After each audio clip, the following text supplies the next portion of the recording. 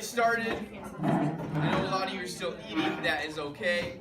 And toasting your food, that is okay. But pretty much everyone's in here, so we're going to start. Thanks for coming. Hope breakfast is good. There's syrup and butter back there on that table. That was kind of a last minute reminder from myself. Middle schoolers, 6th, 7th, and 8th grade, if you filled out your sheet and you saw Spencer or Foster, we have your beef jerky right here. I think if you do it again today, Foster said you can earn another bag, but you have to come see me, Spencer, or Foster. That's only for the middle schoolers. The height of a middle schooler. What if I'm not tall? Yeah. You high schoolers and college students, you get a pat on the back and you get a way to go. If you out and pay attention. A pat on the back and a way to go. One feed me, Chad.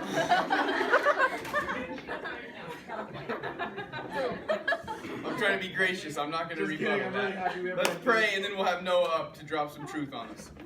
Lord, thank you so much for this day. Thank you for the sunshine. Thank you for all these friends and brothers and sisters and this food and for Pamela and Mac.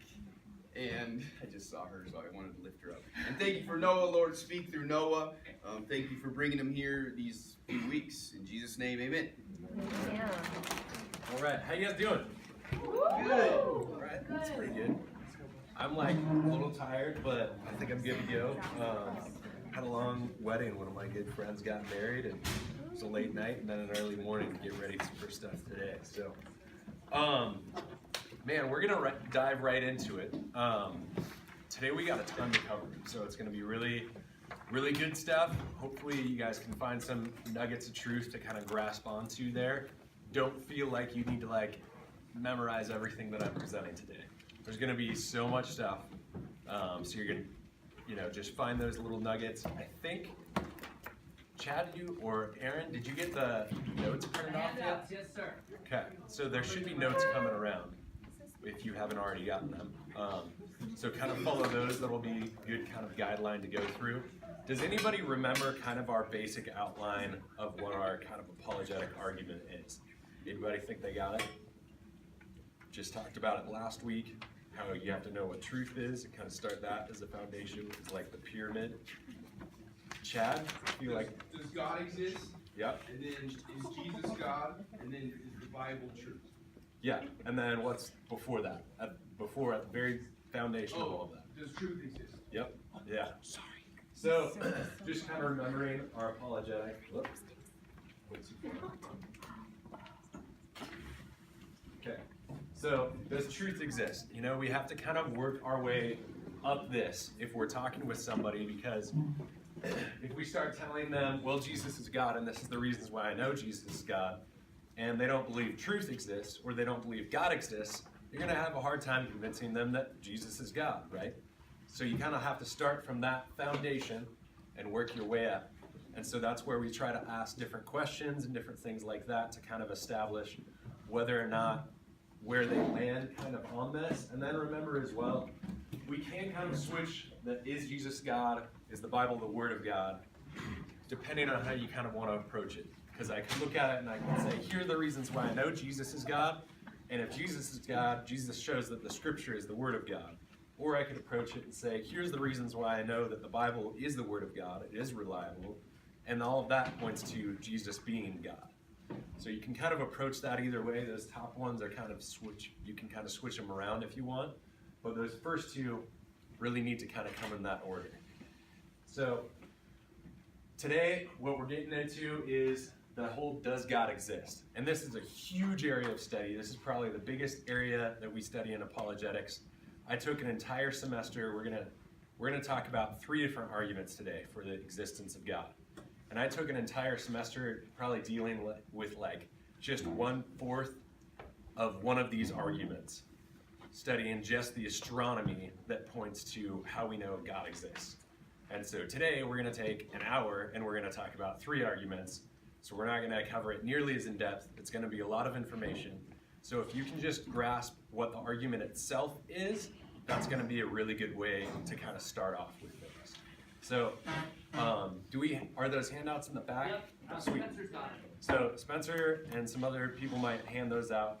Those will be a really good thing to kind of keep in mind and just get those arguments down. If you know what those arguments are, then you know at least there's evidence to back those things up and you can kind of work from there. So remember, it's going to be a ton of information, so it's going to kind of feel like this. will make you feel so powerful to blow your mind right in front of your face. Oh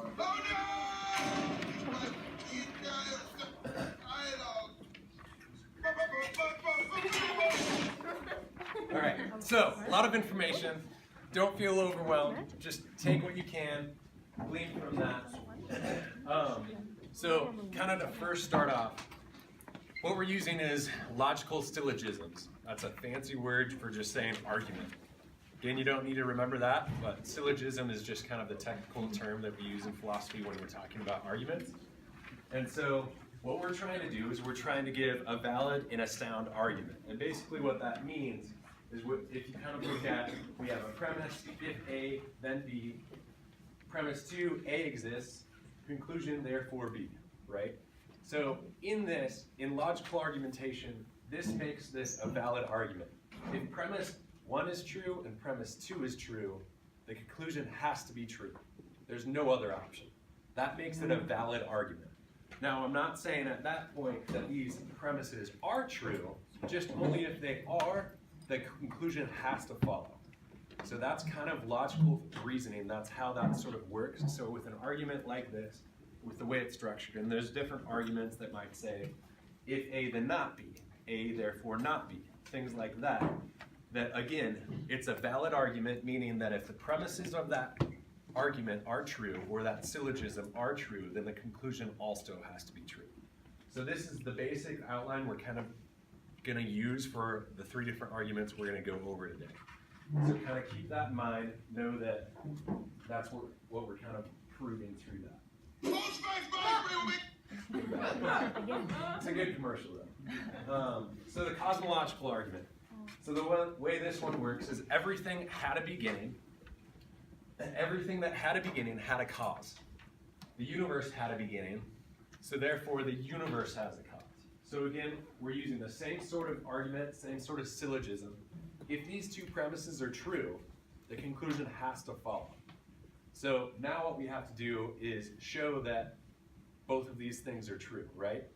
And everything that had a beginning, that's pretty easy to establish. When we look around this room, we see cell phones, we see tables, we see chairs. We know those things haven't always existed, right? And we know where they came from. They came from something. Something had to bring it into existence. Things don't just pop into existence for no cause whatsoever.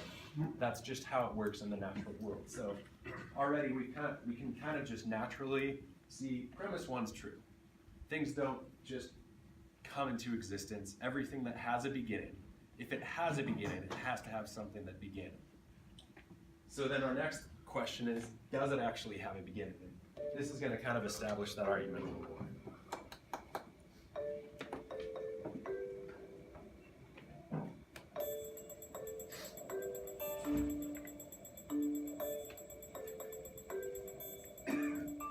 Does God exist? Or is the material universe all that is, or ever was, or ever will be? One approach to answering this question is the cosmological argument. It goes like this. Whatever begins to exist has a cause. The universe began to exist, therefore, the universe has a cause. Is the first premise true? Let's consider. Believing that something can pop into existence without a cause is more of a stretch than believing in magic. At least with magic, you've got a hat and a magician. And if something can come into being from nothing, then why don't we see this happening all the time? No, everyday experience and scientific evidence confirm our first premise. If something begins to exist, it must have a cause. But what about our second premise? Did the universe begin, or has it always existed? Atheists have typically said that the universe has been here forever. The universe is just there, and that's all. First, let's consider the second law of thermodynamics. It tells us the universe is slowly running out of usable energy. And that's the point. If the universe had been here forever, it would have run out of usable energy by now. The second law points us to a universe that has a definite beginning. This is further confirmed by a series of remarkable scientific discoveries.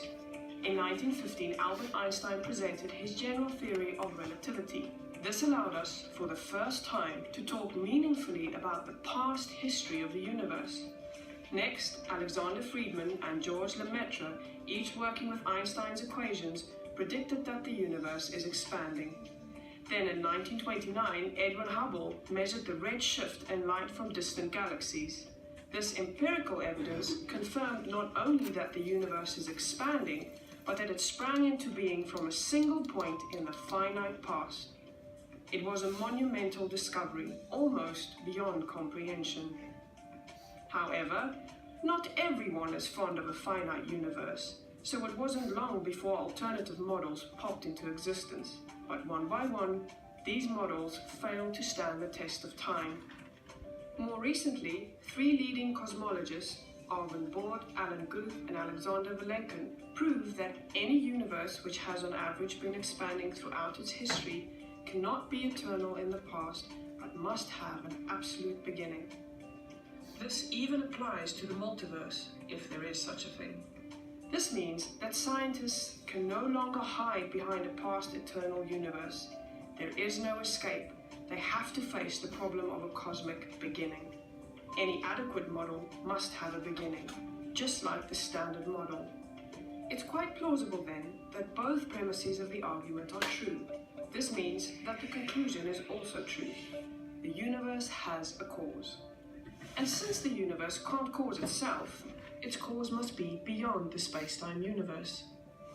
It must be spaceless, timeless, immaterial, uncaused, and unimaginably powerful, much like God. The cosmological argument shows that, in fact, it is quite reasonable to believe that God does exist.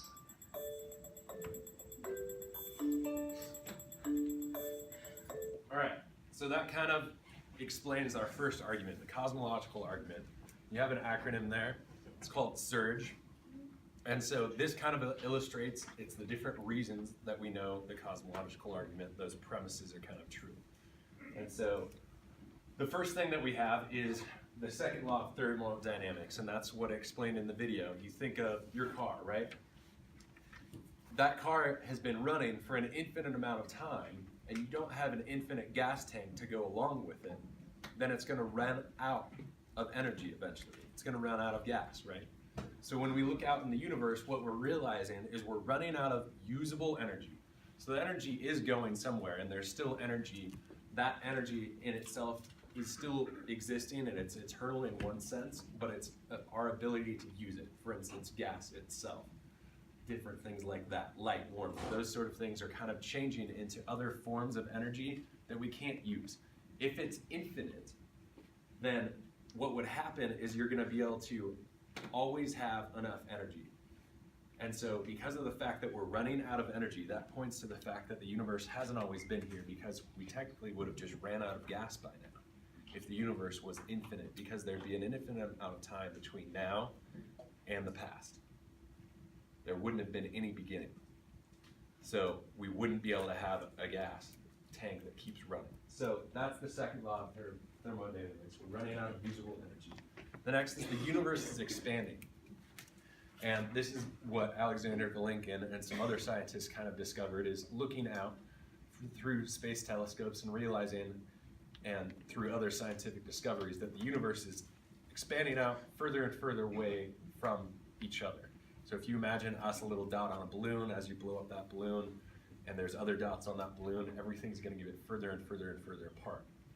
Well, think of it as an explosion. If I see an explosion and we put it on like a really slow motion camera, and then I put that camera in reverse, what ends up happening? Slowly it gets closer and closer to itself. Eventually it kind of comes into a singularity, so to speak.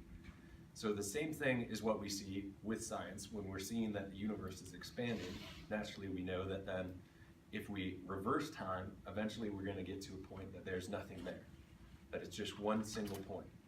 And that again points to that the universe hasn't always been here. There has to be a point at which it came into existence.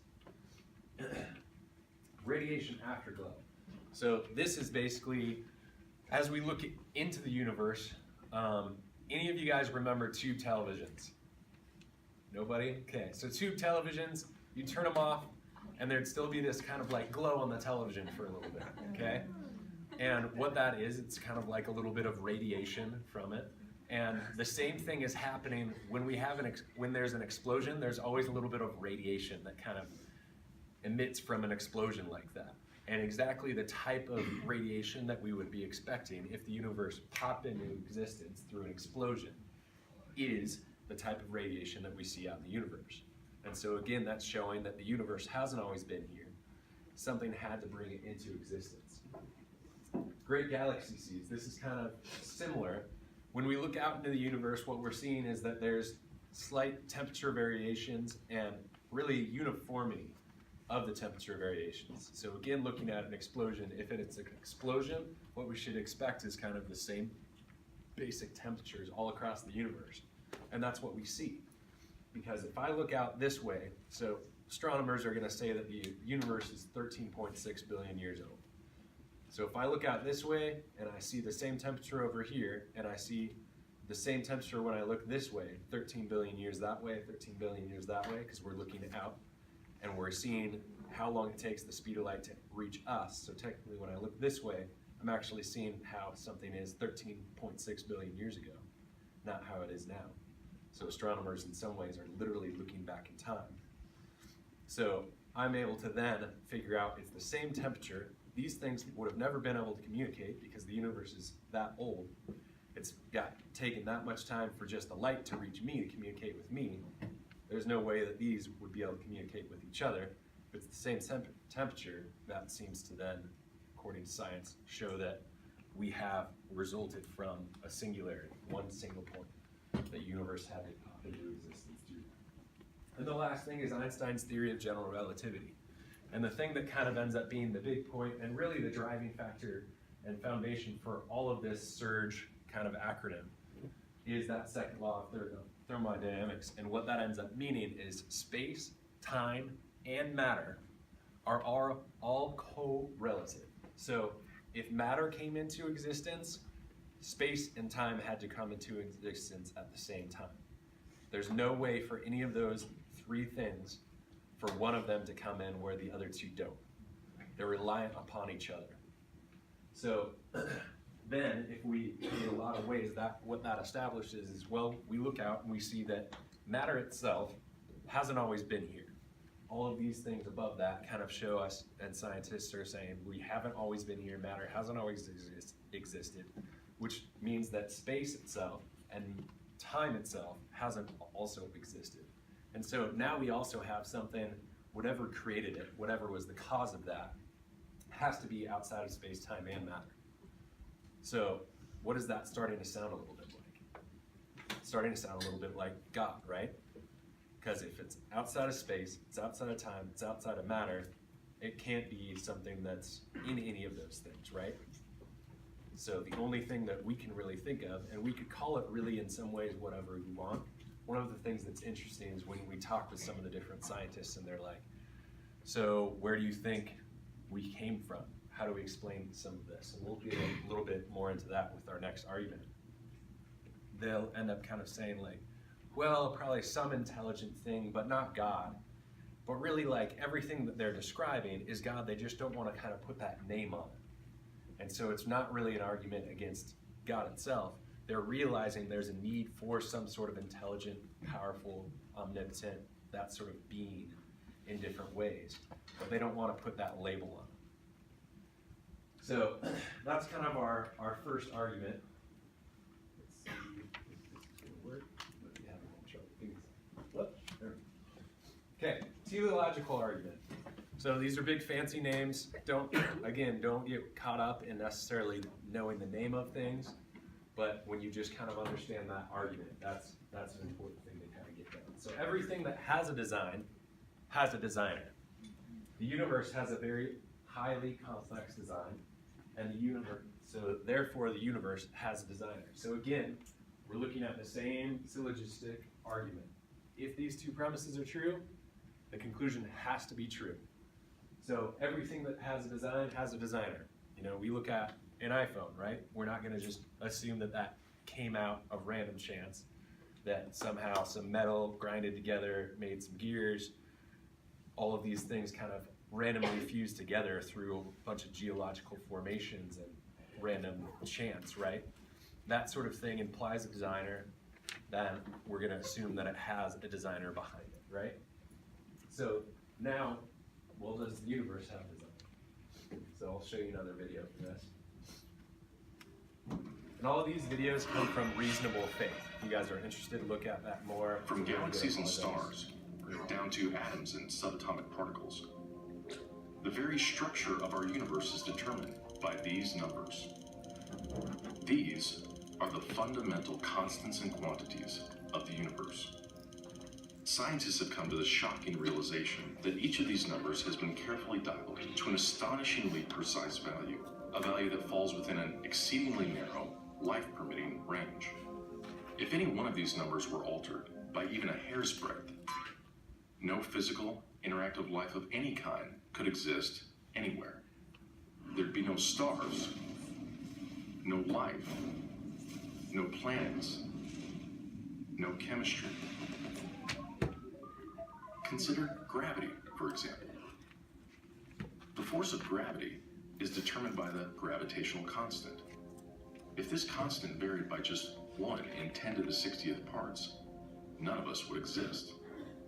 To understand how exceedingly narrow this life-permitting range is, imagine a dial divided into 10 to the 60th increments. To get a handle on how many tiny points on the dial this is, compare it to the number of cells in your body, or the number of seconds that have ticked by since time began. If the gravitational constant had been out of tune by just one of these infinitesimally small increments, the universe would either have expanded and thinned out so rapidly that no stars could form and life couldn't exist, or it would have collapsed back on itself with the same result: no stars, no planets, and no life. Or consider the expansion rate of the universe. This is driven by the cosmological constant. A change in its value by a mere 1 part in 10 to the 120th parts would cause the universe to expand too rapidly or too slowly. In either case, the universe would again be life-prohibiting. Or another example of fine-tuning. If the mass and energy of the early universe were not evenly distributed to an incomprehensible precision of 1 part in 10 to the 10 to the 123rd, the universe would be hostile to life of any kind. The fact is, our universe permits physical, interactive life only because these, and many other numbers, have been independently and exquisitely balanced on a razor's edge. Wherever physicists look, they see examples of fine-tuning. The remarkable fact is that the values of these numbers seem to have been very finely adjusted to make possible the development of life. If anyone claims not to be surprised by the special features that the universe has, he's hiding his head in the sand. These special features are surprising and unlikely. What is the best explanation for this astounding phenomenon? There are 3 live options. The fine-tuning of the universe is due to either physical necessity, chance, or design. Which of these options is the most plausible? According to this alternative, the universe must be life-permitting. The precise values of these constants and quantities could not be otherwise. But is this plausible? Is a life-prohibiting universe impossible? Far from it. It's not only possible, it's far more likely than a life-permitting universe. The constants and quantities are not determined by the laws of nature. There's no reason or evidence to suggest that fine-tuning is necessary. How about chance? Did we just get really, really, really, really lucky? No. The probabilities involved are so ridiculously remote as to put the fine-tuning well beyond the reach of chance. So, in an effort to keep this option alive, some have gone beyond empirical science and opted for a more speculative approach, known as the multiverse. They imagine a universe generator that cranks out such a vast number of universes that, odds are, life-permitting universes will eventually pop out. However, there's no scientific evidence for the existence of this multiverse. It cannot be detected, observed, measured, or proved. And the universe generator itself would require an enormous amount of fine-tuning. Furthermore, small patches of order are far more probable than big ones. So the most probable observable universe would be a small one, inhabited by a single, simple observer. But what we actually observe is the very thing that we should least expect: a vast, spectacularly complex, highly ordered universe, inhabited by billions of other observers. So even if the multiverse existed, which is a moot point, it wouldn't do anything to explain the fine-tuning. Given the implausibility of physical necessity or chance, the best explanation for why the universe is fine-tuned for life may very well be it was designed that way.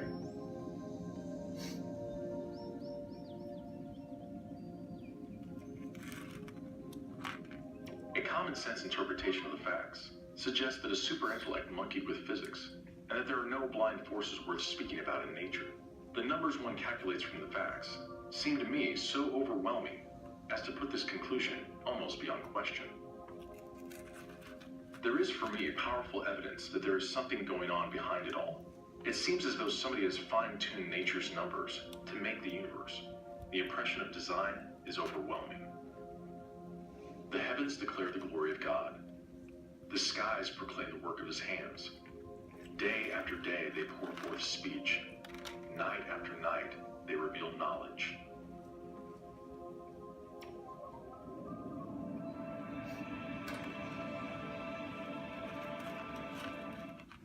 All right, so a lot of what that video is kind of explaining is what we kind of call anthropic principle.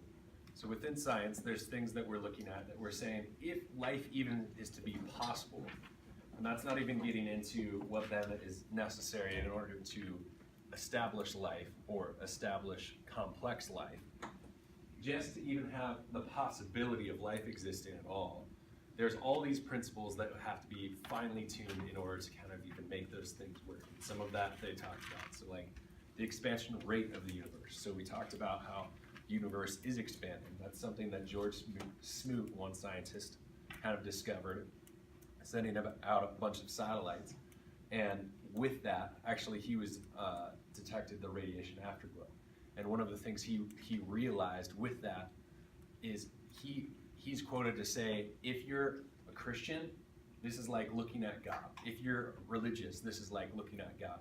He's not a believer. He doesn't believe in God, but he's seeing that this shows the universe is so precisely tuned that it makes sense to assume that God exists.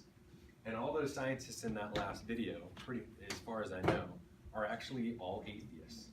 But they're all pointing at the fact that like all of these things seem to imply that there is this reasonable explanation that there's design and we need a designer. So anthropic principle, fancy way of saying this, is kind of looking at it as Goldilocks zone. With all of these different things, what we're seeing is kind of the universe has to be right in this right spot. So our position, for instance, one that we all know of, is our position relative to the sun. We're just far enough away that the Earth doesn't just freeze. We're just close enough that water is able to stay in a liquid state, right? So if it's too hot, everything's gonna evaporate. If it's too cold, it's all gonna go to ice. So we're in that perfect middle ground, just like you think of with Goldilocks, right? So all these other things are also these kind of Goldilocks zone, our galaxy type. So we're in a specific type of galaxy that's a spiral galaxy. It's a flat spiral galaxy. That's necessary in order to have life in the universe. It's also necessary for us to observe the universe. So what's crazy about some of these things is it's not only just necessary for us to exist, for us to even have life itself, but it also gives us the ability to observe the universe in a way that's completely unique compared to anything else. So you have kind of this double hit in that with a lot of these. Our position in the galaxy. So we're a spiral galaxy, but there's also these spiral arms that kind of branch out of the Milky Way galaxy, if you've ever seen a picture of it. If we were inside one of those spiral arms, there's too much radiation, we'd die. We wouldn't be able to survive. If we were far further out, then we wouldn't be able to get the elements that we need in order to have life. Our parent star type. So the type of star that our sun is, if it was a different type, it's not even a matter of positioning ourselves just in a different spot. It's just going to be too powerful or not powerful enough in order to allow us to stay in life in whatever way. The age of our parent star, and that's even how our star is the type that it is. The time that we're at while we're near the star that we're at is necessary to be able to sustain life. Our distance from the sun, again, water would either evaporate or it would freeze. The rotation, how quickly both we rotate around the sun and how quickly we just rotate in our view of the sun. If that was too fast or too slow, those things would, again, cause us to have everything freeze or everything evaporate. You'd have the same sort of problems, or you'd have too much fluctuations during the different seasons, things like that. But again, it just has to be in this precise spot. Our distance from the moon. If our distance from the moon was altered, what we would end up getting is locked tidally with the moon, which means one side of our planet is always going to be facing the sun. One side of our planet is always going to be facing away from the sun. Again, some of it's freezing, some of it's evaporating. We have a problem with life again there. The size of the moon is also necessary to avoid that tidal locking.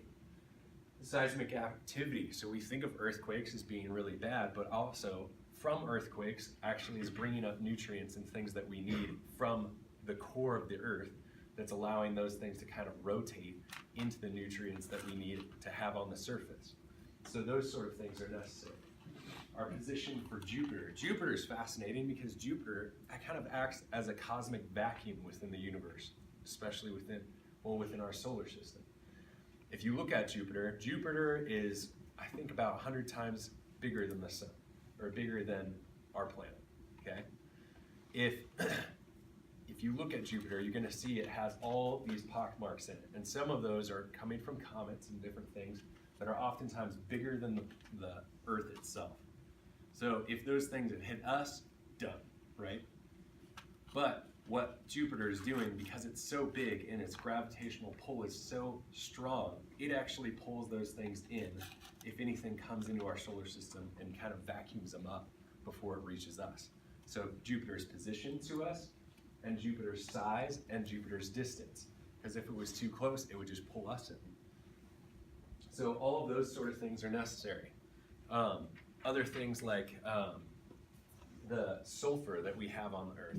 That's a necessary thing that we need to have, but if we had too much of it, plants wouldn't be able to grow. So we think of recent movie, gosh, I always forget the name of it, where a guy went to Mars and he planted stuff and started growing. Martian. So not possible, because Mars has so high of sulfur content, the only way we'll ever be able to grow things on Mars is to import dirt from Earth to Mars. So it's never really going to be possible, and even with that, even if we imported it that way, eventually the sulfur content is going to get into the soil of even the dirt that we would transport to Mars, and so we'd have to have this constant transport of dirt from Earth to Mars in order to sustain life. So all of these things are pointing to, again, that we have to have precise tuning to the universe. Another two things that I'll just throw out there is, again, that expansion rate. We think of the distance between planets, or between suns, right?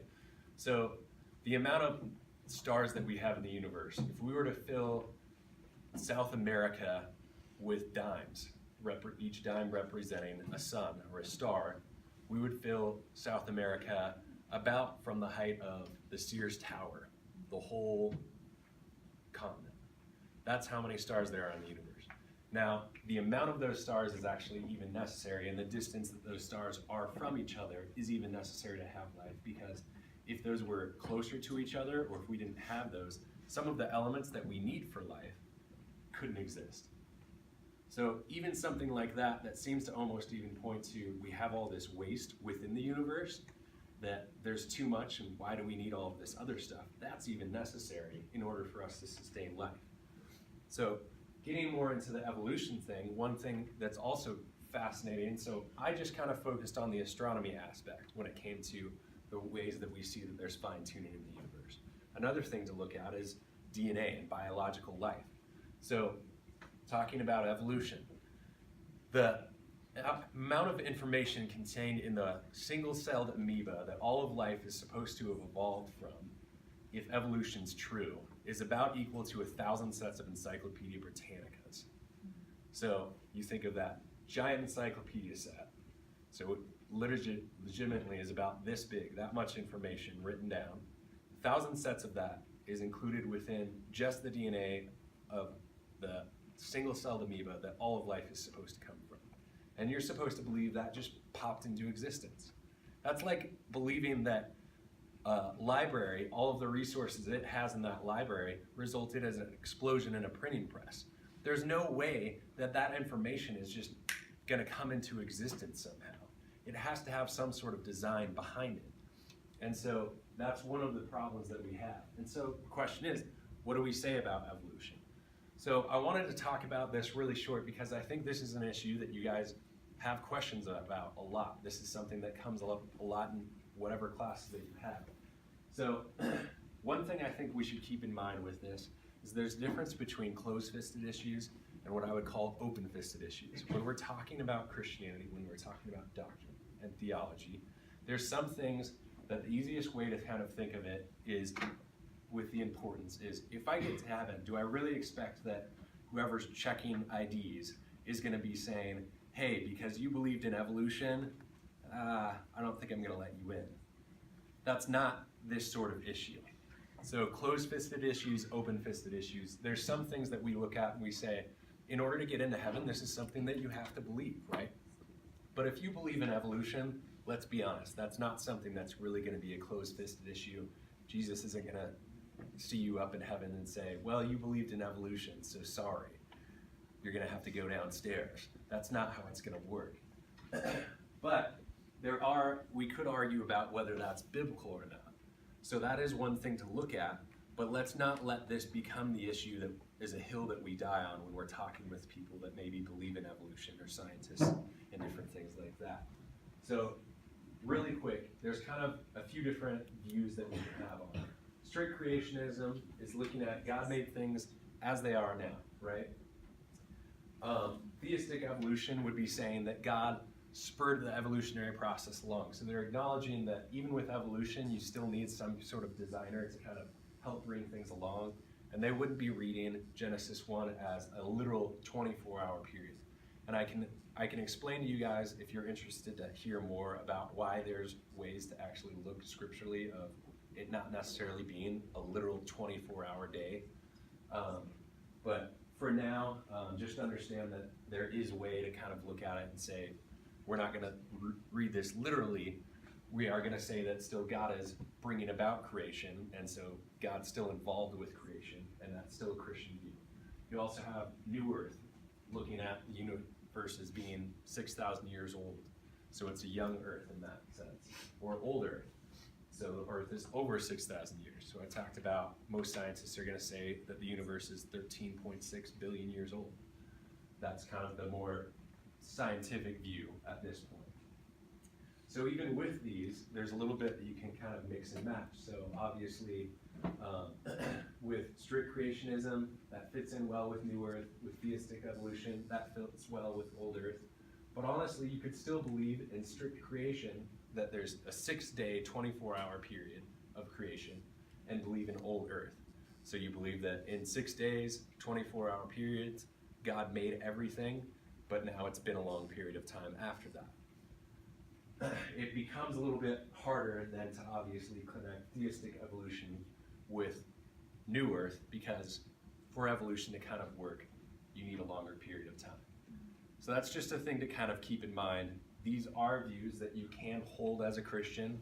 That doesn't mean that you're off completely doctrinally. It can be argued with whether or not that's good biblically, but don't die on that hill. Microevolution versus macroevolution. So this is a big thing to kind of keep in mind.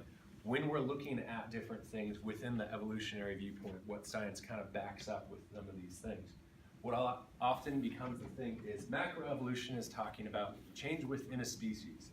So Charles Darwin, he saw the Galapagos finches. He's seen that some of them at different times while he was there had these long beaks that were kind of soft. At other times they had short beaks that were kind of hard. And he's saying, well, they're changing. If that continues on and all these little changes happen over millions and millions of years, eventually it's not even going to be a finch anymore. It's going to be a completely different animal. It might not even be a bird anymore. So he's kind of expanding it out. Microevolution, that there can be change within a species, the beak changing a little bit. Dogs, we have all these different types of dogs. That's within a species. That's possible. That's been shown scientifically.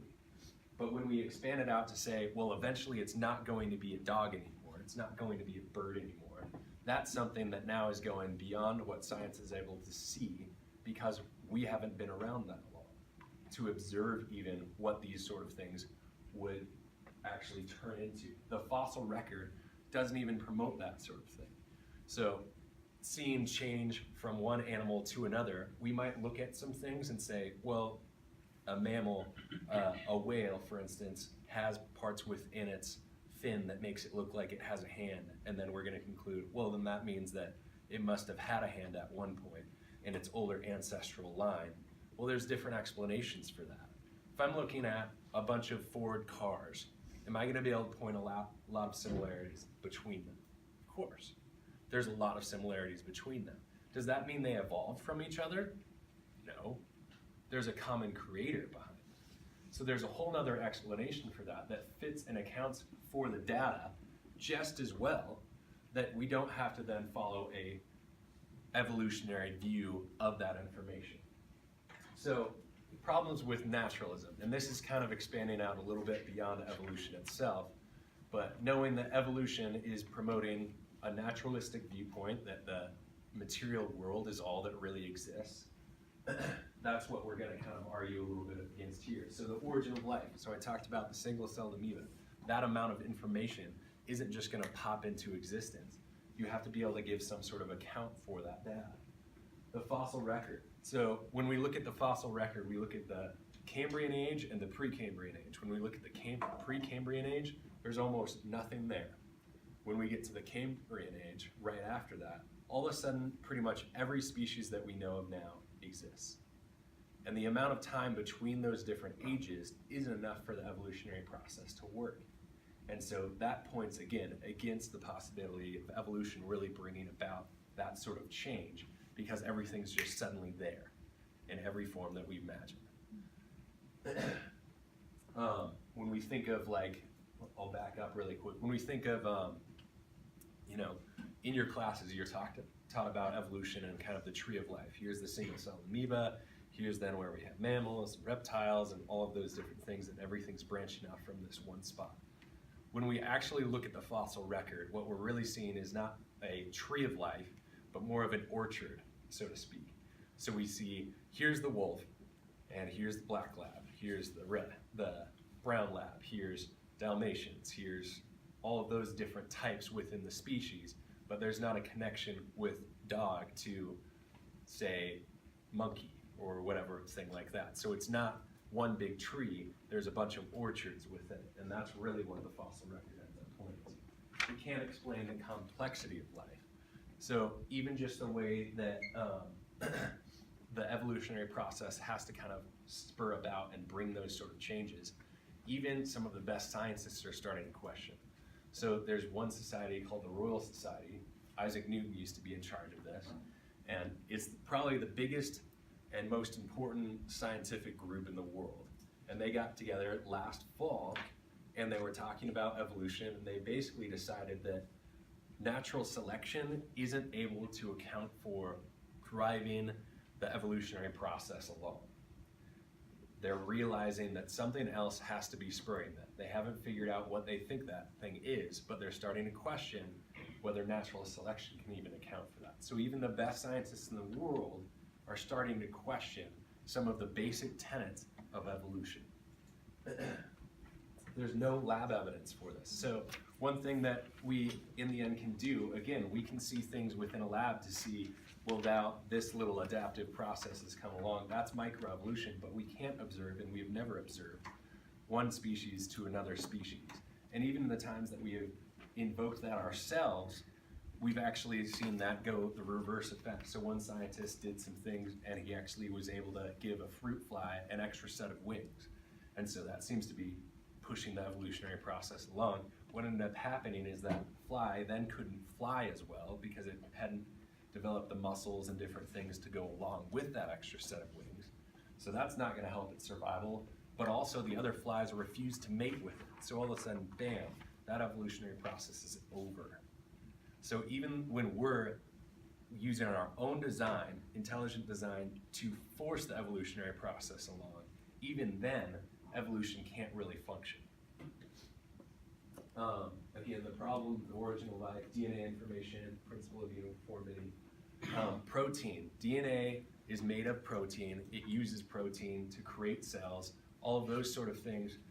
It's not just going to come about. You have the problem with the chicken and the egg, because in order for protein to form in the ways to make a cell, it needs DNA.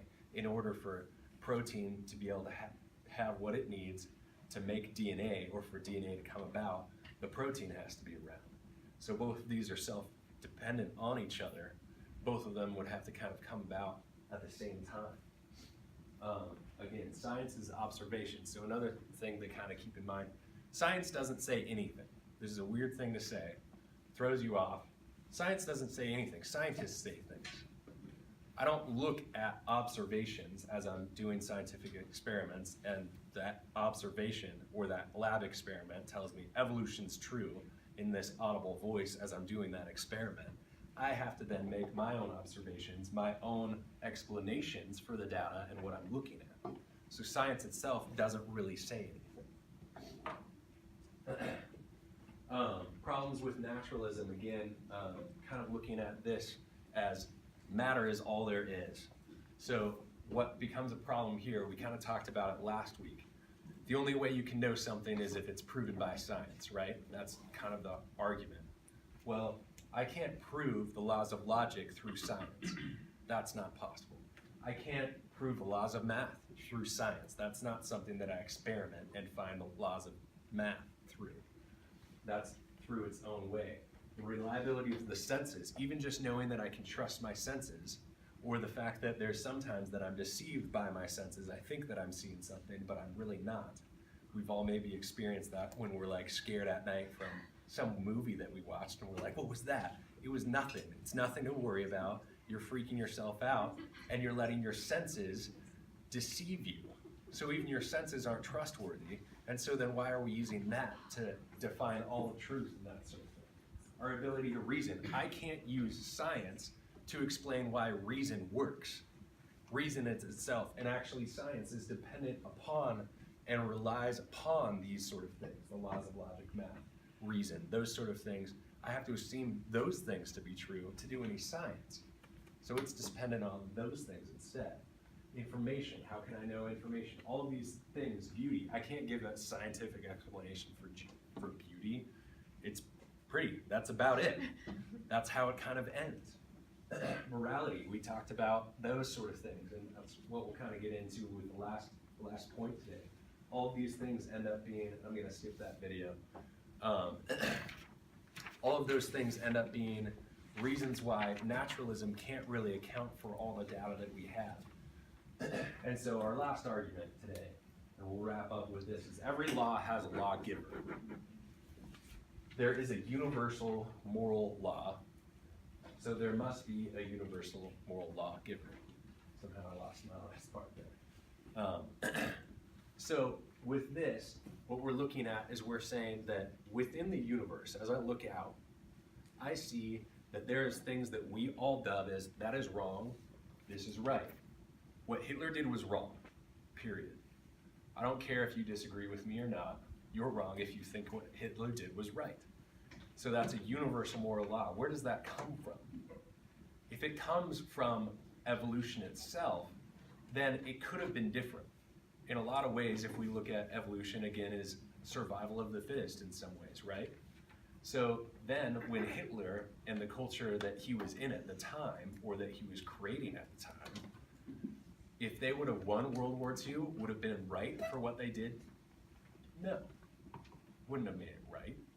So might doesn't make right just because the evolutionary process, or maybe survival of the fittest, if Hitler had won World War II and they had survived, that wouldn't have made their viewpoint right.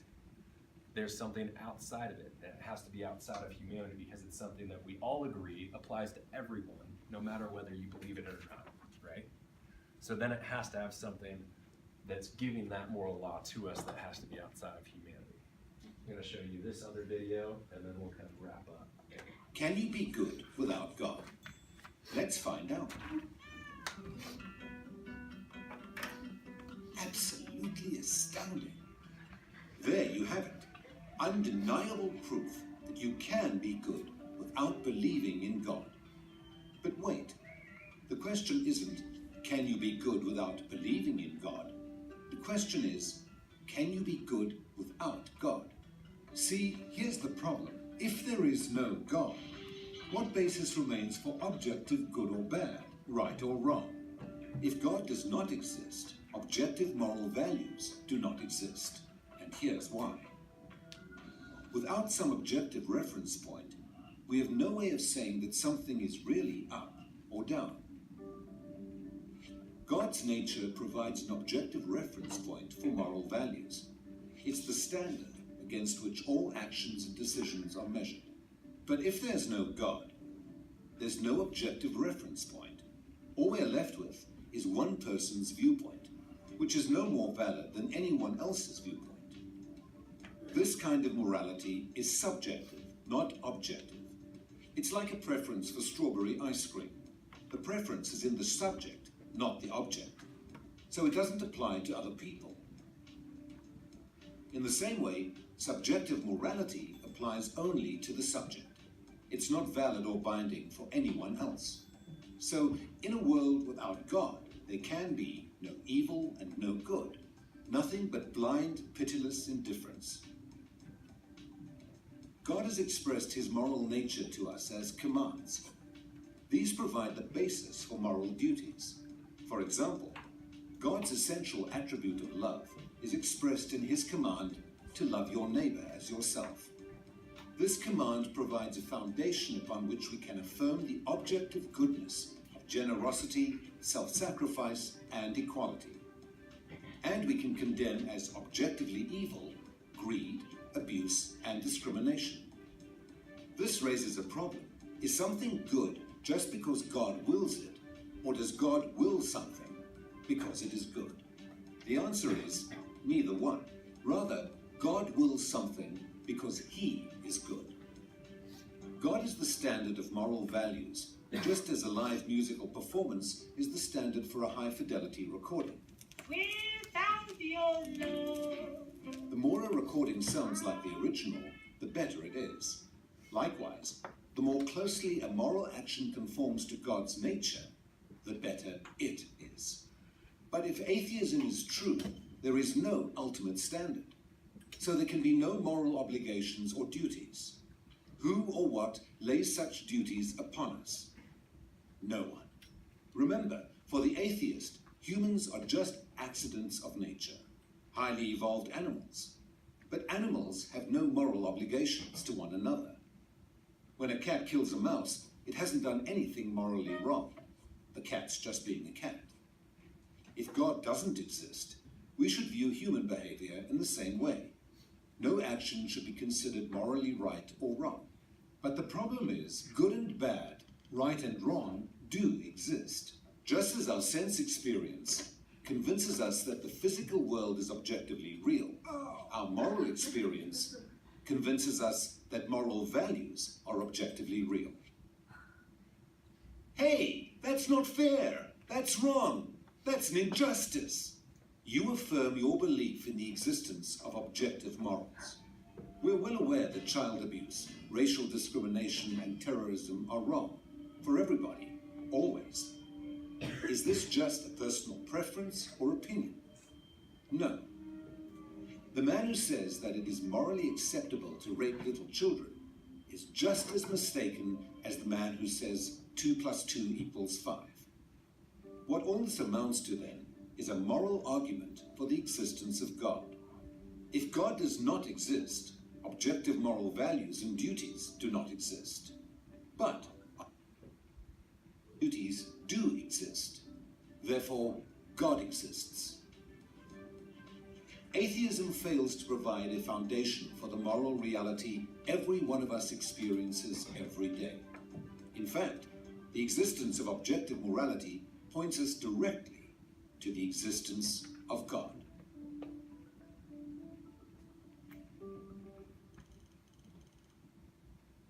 All right.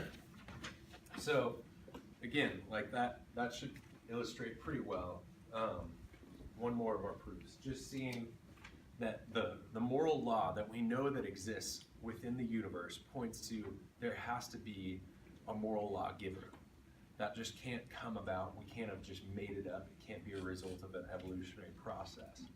And so the argument that a naturalist and an atheist might kind of bring out with that to argue against it is that there's moral relativism or cultural relativism, different words like that they're going to say that morality is defined by culture. So what's right in our culture might not be right in another culture, but that's okay, as long as the culture is kind of agreeing with that. And last thing I just wanted to show you guys is that there's problems with that view. And the first thing is you can't define culture. So if you're going to say, well, it's right or wrong because our culture says that this is right or wrong. Well, what culture do I fit into? When it comes to church, my church is going to have one viewpoint on some issues, and my school or my friends at my school might have a different viewpoint. Do I fit into the school one, or do I fit into my church? Or what if I'm someone who's coming from another country? Do I go with the country that I came from or the one that I'm in now? Trying to define even which one I should fit into becomes hard. So defining what culture itself is, which culture you should fit into, becomes impossible to do. And so it kind of breaks down in that sense. The other problem is that you can't improve. So when we're looking at the US, we do look at back and we say that there's some things that we as a country, we did wrong. Things that we did to the Indians, slavery, those sort of things were wrong. But if we're going to define right and wrong by what the culture's view was at the time, Martin Luther King Jr. was wrong for what he did. Because ultimately, then what you're saying is you should agree with and do what the culture is defining as right as wrong. And at that point, racism was viewed as right. And so when Martin Luther King tried to change that, he was going against the culture and he would be wrong in view of the culture. And so you can't have moral improvements with that. The last thing is you cannot judge a culture. So when I look at everything that Hitler did, I can't necessarily say that what he did was wrong because that was the culture of his country at the time.